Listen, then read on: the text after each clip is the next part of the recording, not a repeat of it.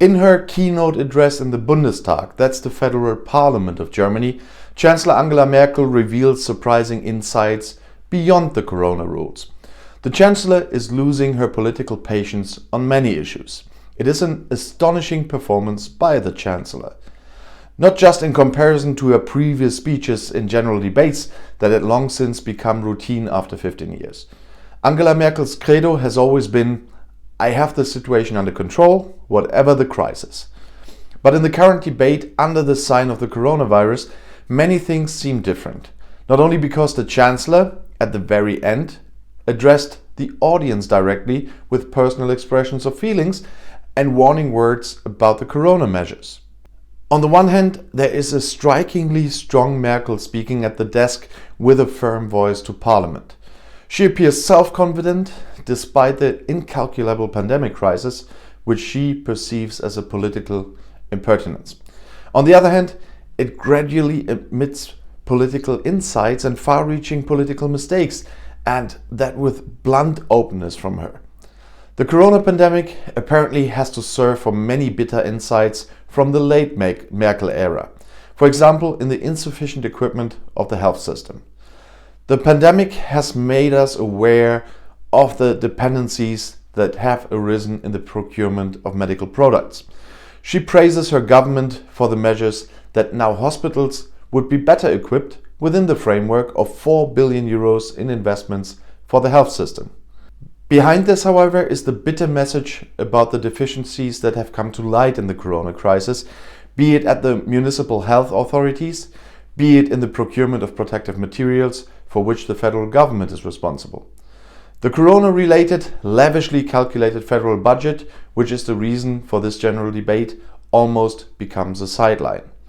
Because here too, Merkel states that they have managed to invest in the future and not just maintain substance, precisely because they have done well in recent years. But she adds the insight, we are too slow in many places. The pandemic shows that we can act quickly. The development of the Corona Warning app, which she described as a success despite all her teething troubles, has shown this in the digitization in particular. A praise, but the next admission follows. When it comes to digitization as a whole, the federal government is starting with itself when it comes to digitization of the administration. You have to be sober and say we have a lot of catching up to do here. When it comes to schools and their digitization, their statements are downright dramatic. The CDU politician, who is otherwise so often cautious, even uses the word painful in her mouth.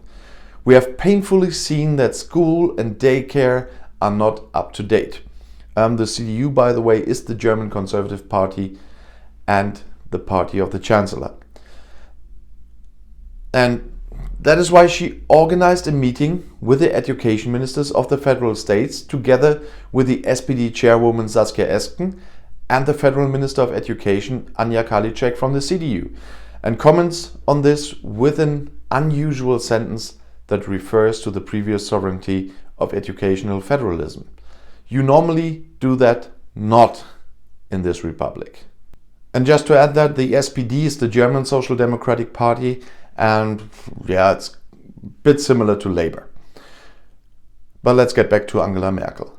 With such admissions, she makes it downright easy for her subsequent speakers from the opposition to complain about the educational emergency in the country.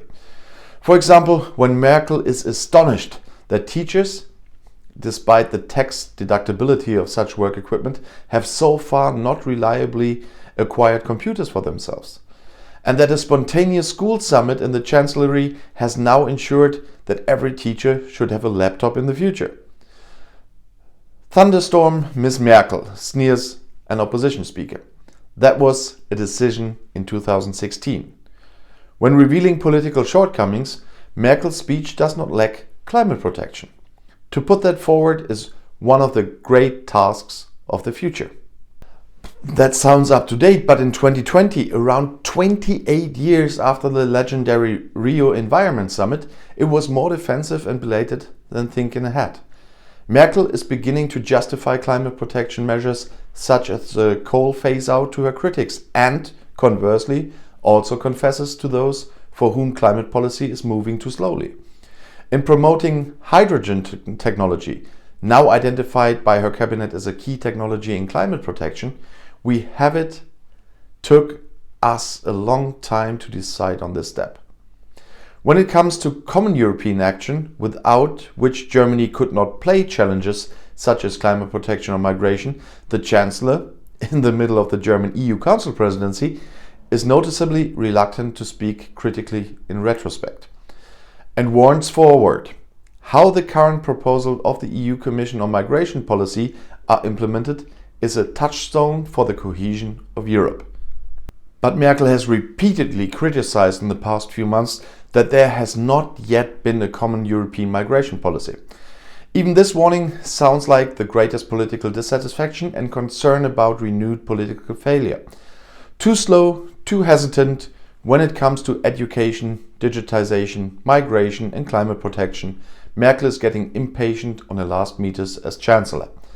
She has known for a long time that Germany is falling behind in an international comparison. Apparently, she wants to shake up her own grand coalition supporters with her words, from which the message "we have to get it right now" can be clearly heard. In the federal government, one now recognizes the limits of the consensus-orientated compromise policy in which the interests of the German automotive industry or the telecommunication companies were taken into account so strongly that they became a brake on modernization, for example, when it came to e-mobility or broadband expansion. The pandemic has the unpleasant quality that we do not know when it will end, said Merkel in the general debate. In any case, she already seems to have been enormously insightful. But the Chancellor, who saw many problems even before Corona, seems freer and more certain today, probably because she no longer has to fight for her re-election. And if you now want to know more about European or global politics, YouTube has chosen another of my videos right here for you in the end screen, right next to your chance to subscribe to my channel, which I hope you already did. I'll see you in my next video. Click and enjoy. Viel Spaß!